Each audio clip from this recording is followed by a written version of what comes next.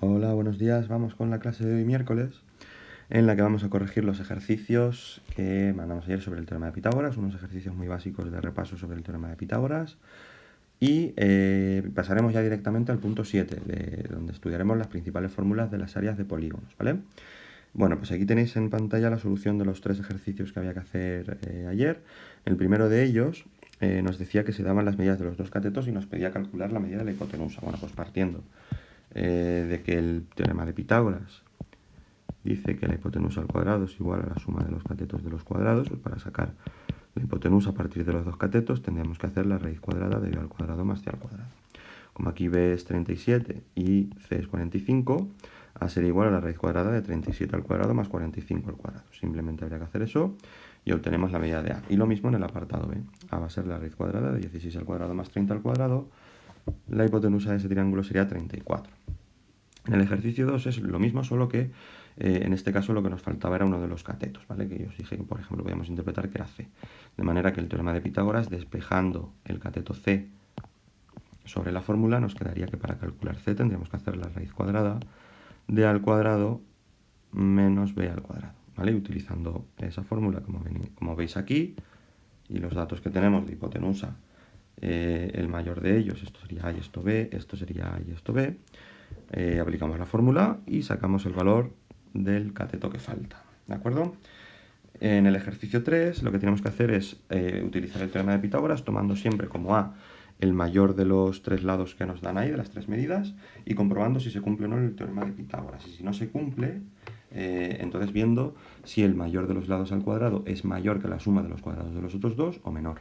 Si es mayor, entonces tendríamos que estamos en un triángulo obtusángulo. Si es menor, estaríamos en un triángulo acutángulo. Y si sí se cumple el teorema de Pitágoras, es porque sería un triángulo rectángulo, ¿vale? Pues en este caso podríamos decir, bueno, que este es a, b y c, y haciendo b al cuadrado más c al cuadrado, da 113, y haciendo al cuadrado 121. Como 121 es mayor que 113, la hipotenusa al cuadrado es mayor que la suma de los catetos al cuadrado, entonces estaríamos en un triángulo obtusángulo, no sería rectángulo, ¿vale?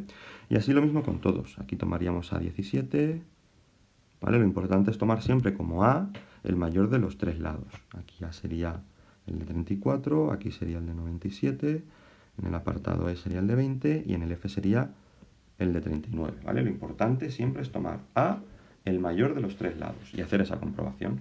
En el apartado B se obtiene que es mayor la suma de los dos más pequeños que la del mayor, por lo tanto es un triángulo acutángulo.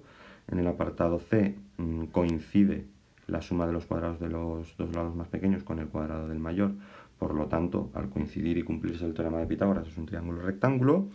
Y ya hemos visto un ejemplo de cada uno de los tipos. Bueno, pues ahí tendréis también en el D también resulta rectángulo, en el E obtusángulo y en el F rectángulo, ¿vale? También era muy sencilla esta comprobación. Vale, y una vez visto esto, pues no, por falta de tiempo no vamos a profundizar en el teorema de Pitágoras, en la aplicación del teorema de Pitágoras en problemas.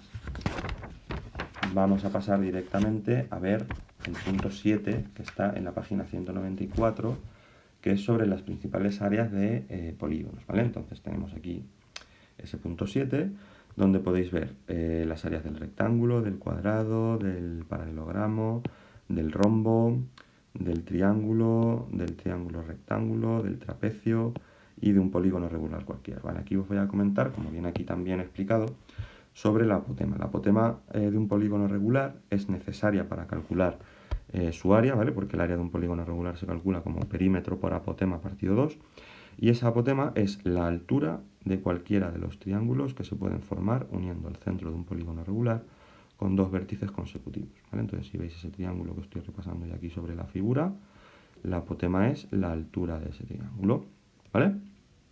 Pues con el teorema de Pitágoras muchas veces lo tendremos que utilizar para calcular longitudes que son necesarias en las fórmulas para el cálculo de áreas, pero que desconocemos en el momento de comenzar el problema. Entonces el teorema de Pitágoras aquí va a ser muy fácil.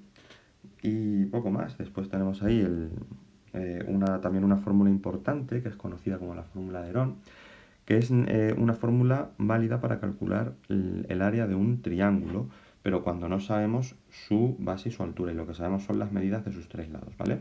O sea, si lo que sabemos es las medidas de los tres lados de un triángulo, podemos calcular también su área sin calcular la altura. ¿Cómo? Con la fórmula de Herón. La fórmula de Herón es esa que hay ahí, ¿vale? Para empezar, se le llama S a la fórmula del semiperímetro. El semiperímetro es la mitad del perímetro, es decir, sumar los tres lados del triángulo y dividirlo entre 2. Eso nos da S, que es el semiperímetro.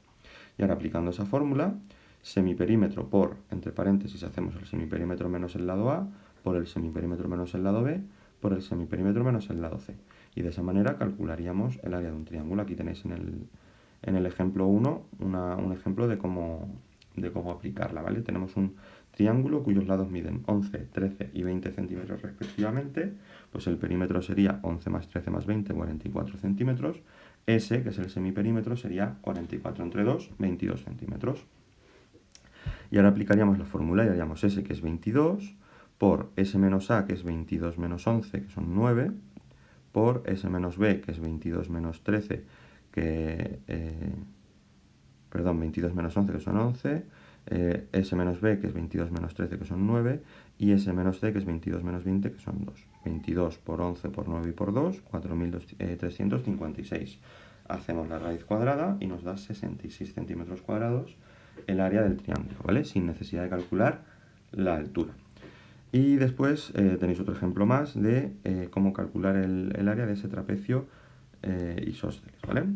Fijaos que tenemos las medidas de la base menor, la base mayor y los lados laterales. Como necesitaríamos la altura para poder calcular el área del trapecio, pues el área del trapecio es base menor más base mayor por la altura entre 2, esa altura la podemos calcular utilizando el teorema de Pitágoras. Fijaos, si esta parte de aquí mide 37, que es lo que mide la base menor, entonces 55 menos 37, que es 9, 55 menos 37 es 18, entre 2 es 9, significa que nos quedarían 9 centímetros a cada uno de estos lados en la base de abajo, en la base mayor. Por lo tanto, nos queda un triángulo rectángulo aquí, donde 14 es la hipotenusa, 9 es un cateto y la altura es el otro cateto. Pues utilizando el teorema de Pitágoras, como hemos hecho en los ejercicios que hemos corregido hoy, calcularíamos el valor de la altura y una vez que tenemos el valor de la altura, aplicamos la fórmula del área del trapecio, que es la que tenemos aquí arriba, ¿vale? Es esa de ahí. Aplicamos esa fórmula y ya tendríamos el área del trapecio. Pues nada, pues con eso tendréis que hacer los ejercicios 1, 2, 3 y 4, ¿vale? Tener en cuenta eso, que a veces, por ejemplo, en el apartado A habrá que utilizar la fórmula de Herón para calcular el área de ese triángulo y luego pues que a veces necesitaremos hacer uso del teorema de Pitágoras para poder calcular longitudes de lados necesarios en la fórmula del área.